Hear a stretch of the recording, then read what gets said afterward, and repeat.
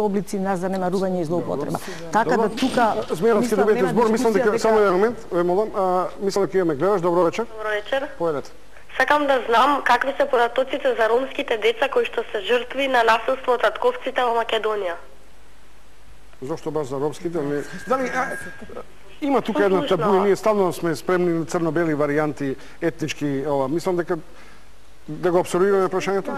Вака, јас конкретно имав некои случаи на злоупотреба на деца од постари особи, ромчиња, меѓутоа тоа за жал тие деца беа едукативно занемарени, запоставени, пуштени на улица, повеќе од члени семејства каде што многу родителите не се грижеа за нив, така да лесно станаат плени злоупотреба од други, мислам, повозрастни. Концептот е многу едноставен, она што можеме да направиме. Ако имаме 1000 деца на улица во Македонија, најчесто самите родители ги злоупотребуваат, односно ги охрабруваат, односно биле самите родители исто деца на улица, тие се најранлива категорија на подведување на сексуална злоупотреба, односно детска проституција. И тука веројатно тој контекст може да се земе деца на улица, претежно 90% од ромските деца, детска проституција, веројатно како резултат на тој момент. За детска проституција при крајот на емисијата се уште сме во фаза на разјаснување на етимолошкото значење, па особено на проблемите правни и психијатриски околу педофилијата. Само еден момент, мислам дека имаме гледаш, добро вечер. Добро вечер. Повелете.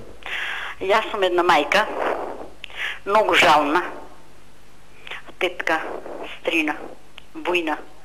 Од мојот девер, децата се злоупотребени уште од 4 години. Тоа сега е објавено брзо, децата се травматизирани, они се по 40 години, по 50 веќе, едната има 52 години, внуката од золба ми. Тие деца се за жалење. Боа го кажувам со болно срце. Шо никогаш, јас сум 72 години и додека ќе умрам, со таа болка ќе умрам. А и децата живеат со таа болка. А тој што го слуша сега, овова, тој што го злоупотреби. Нашите деца и од неговата ќерка, децата исто, срам да му е земја да не го прибере.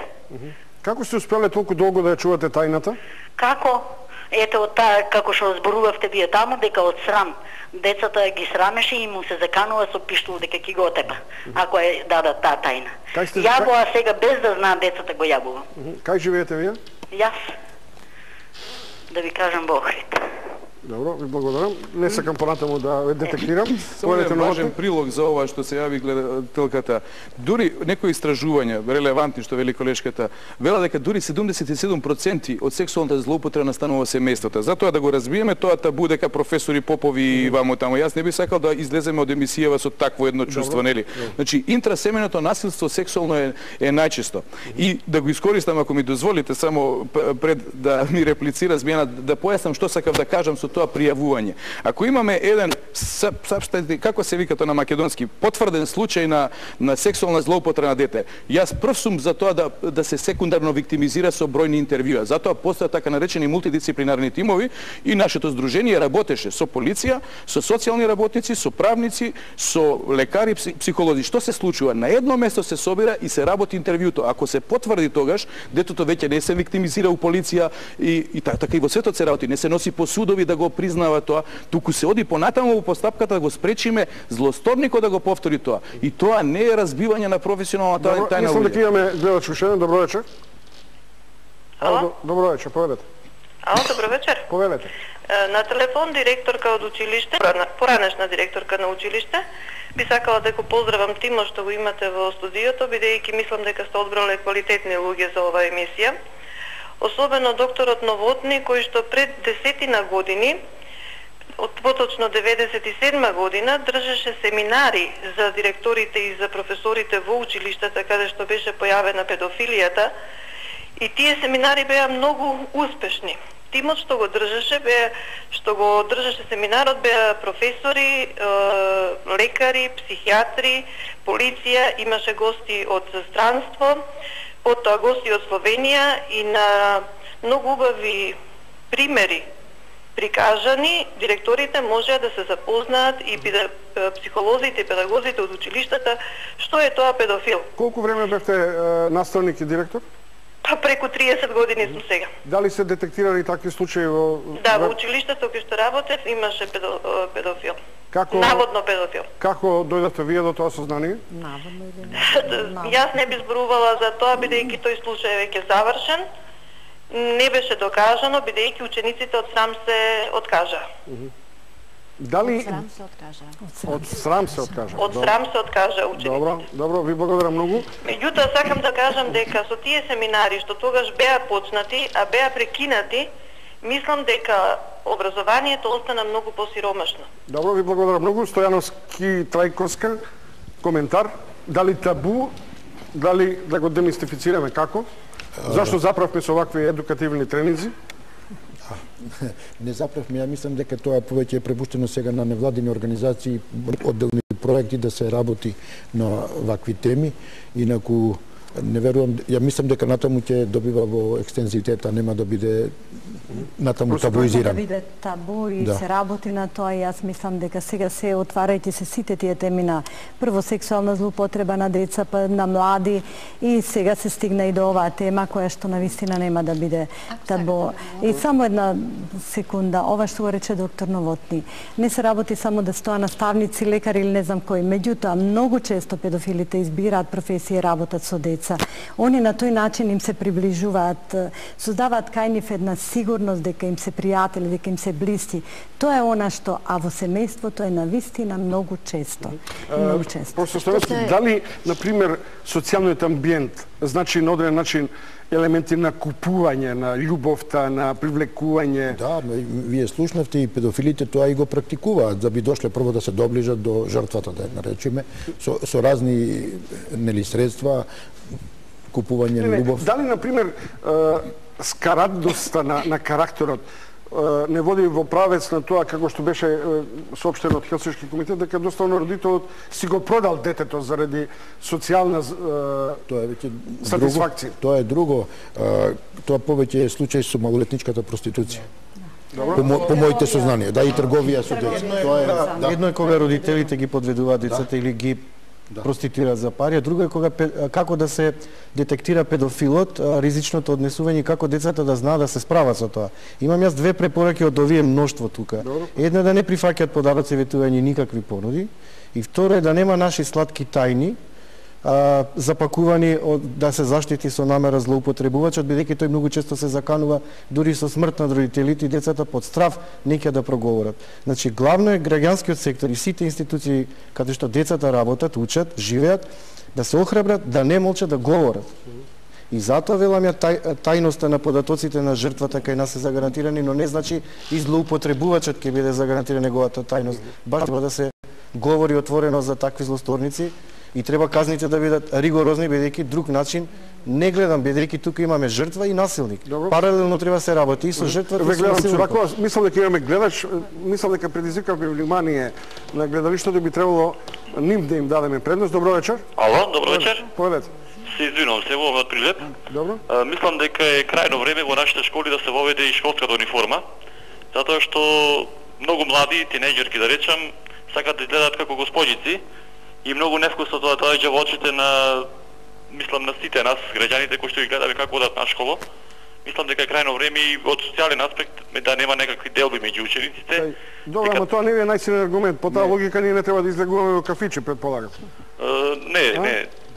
Мислам дека е крајно време во училиштата да се воведе таа школска униформа и мислам дека попристойно да изгледаат учениците. Добро, има тука контревезни сваќања, но биете на линија. Јас немам ништо против пристојноста и некакви норми, но само да внимаваме, да не поистоветуваме педофилија со некакви други ситуации, затоа што педофилите ние се обидуваме да ги отсликуваме, бидејќи сме многу тука стручњаци секој на свој начин, не успеаме. Тие имаат во суштина когнитивни дисторзии што за народот, нели да појасниме, извртени мисли во главите, кои што велат вака, ова се реални изјави на тие затвореници кои што го направиле тоа злодело. Вели, јас верувам верувам дека сексот со деца може да придонесе децата да се чувствуваат поблиски со возрастните. Тоа е мисловна извртеност, тој мисли на вистина така. Вели, задоволството при сексот со деца е обострано, или сексот меѓу возрастен и дете може да представува корисно сексуално искуство за детето. Значи, или ова што гледачот го спомена, вели, девојчињата кои носат мини здолништа се веќе зрели за секс. Тоа се луѓе, дозволете, тоа се мозочни, мисловни извртувања на возрастни луѓе кои што немаат јасна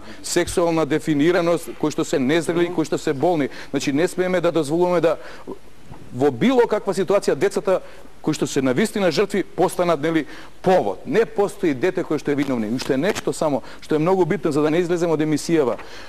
Само сексуална злоупотреба во својата суштина дури не е толку битен и контактот. Битно е дека е тоа betrayal of trust од англосаксонското подрачје, што би значило предавство на довербата. Детето е предадено, неговата доверба во возрастниот што го гледа како модел, учи од него одеднаш, кој што треба се грижи, да го чува, да го негува, одеднаш го злоупотребува. Дали е тоа родител? Дали како родители треба да стравуваме, како дедовци, како социјални луѓе да стравуваме, како што обично велиме, не дај Боже, детето да го пуштиме од порта до школа, до училиште? Треба контролата од семејството да биде присутна на секој како што би рекле, нели, и како една инстанца на социјална контрола, и другите треба да го прават. Школото, ево, пред малку директорката, имаме служби во школите и тие треба да се на некој начин будни, меѓутоа семејството е првата референтна група и тука треба да се внимава посебно. Чарако?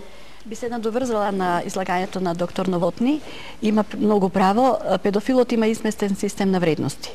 Нема чувство на емпатија и што е најстрашно, на крај тој се чувствува за жртва. Знаете. А што се однесува до непретходниот дел, до едукативниот дел, ние веднаш по 96-та година добивме оригинален филм на сексуална злоупотреба од шведските едукатори. Беа љубезни, ни го дадоа филмот, тој е архивиран во детската амбасада и го користиме кога имаме едукации низ градовите. Ние имавме во многу градови, дури во некои градови бевме повикани по 2 и 3 пати. Меѓутоа, јас пред неколку месеци се обидов и во нашата поликлиника Букурешт да направам семинар пред педиатрите, лекарите и го емитувавме тој филм затоа што сметав дека се стручни лица, верувајте, не можеа да го гледаат луѓето филмот, затоа што е тоа навистина драматично за гледање. А можете да замислите што доживува дете во тој момент. Добро, имам уште некој гледач и потоа ќе ви прикажам уште една сторија што моите асистенти, односно соработниците на ЧУМО ја подготвија и повторно ќе се вратиме во студиото на тема педофилија.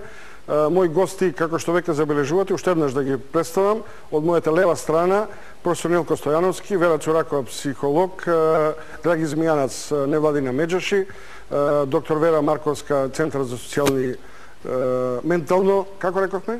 Доктор Мери Бошковска, Завод за ментално здравје. Мери Бошковска, јас упорно се извинувам, Марковска, Мери Бошковска и Антони Новотни од Невропсихијатриската клиника на Скопје и професор Трајковска од Велица Трајковска од Скопскиот универзитет. А сега имаме гледаш, добро вечер. Ало, добро вечер. Поведете. Баш ми е драго што ваква тема гордлива е вечерва. Честитки до доктор Новотни и сметам дека треба навистина да се откријат злосторниците, би ги нарекла, и никогаш да не бидат оставени во тајност, се додека малите деца кои се злоупотребени се чуваат во тајност, злосторникот ќе биде оној кој што ќе делува и ќе си има поле за работа.